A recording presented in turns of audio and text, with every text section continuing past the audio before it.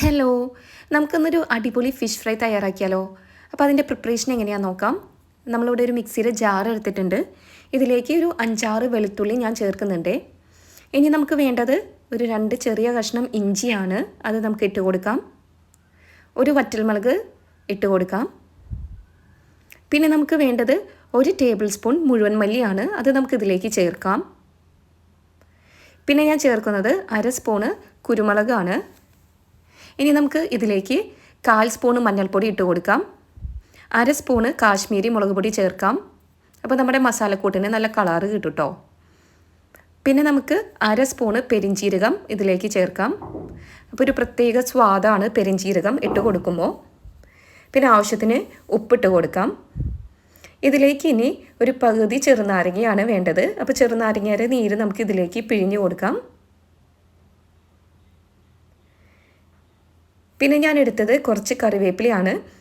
ഈ കറിവേപ്പില ഇട്ട് മസാല അടിച്ചെടുക്കുമ്പോൾ നല്ലൊരു സ്വാദാണ് ഈ മസാലക്കൂട്ടിന് നമുക്ക് കിട്ടുക.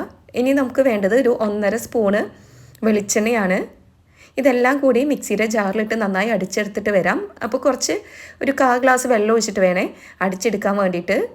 നമുക്ക് ഈ മസാലക്കൂട്ട് നമ്മുടെ മീനിലേക്ക് ഒഴിച്ചു കൊടുത്ത് നന്നായി അത് പുരട്ടി കൊടുക്കാം.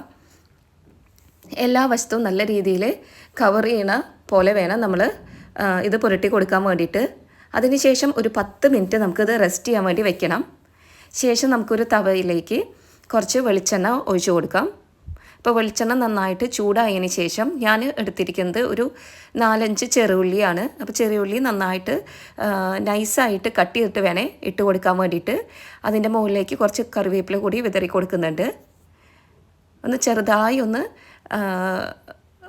ഒരു വഴറ്റിയതിന് ശേഷം നമുക്ക് ഇതിൻ്റെ മുകളിലേക്ക് മസാല പുരട്ടി വെച്ചിട്ടുള്ള മീൻ ഇട്ട് കൊടുക്കാം കേട്ടോ. അതിന് ശേഷം നമുക്ക് ഒരു വശം ഫ്രൈ ആവണ വരെ ഒരു 5 to 6 മിനിറ്റ്സ് വെയിറ്റ് ചെയ്യാം.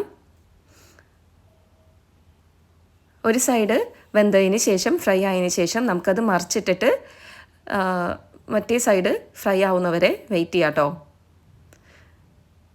ഇപ്പോൾ ഞാനത് കുറച്ച് നന്നായിട്ട് ഫ്രൈ ചെയ്തിട്ട് എടുക്കുന്നുണ്ട്. അപ്പോൾ ഓരോരുത്തരുടെ ഇഷ്ടത്തിനനുസരിച്ചിട്ട് നിങ്ങൾക്ക് ഫ്രൈ ചെയ്തെടുക്കാം.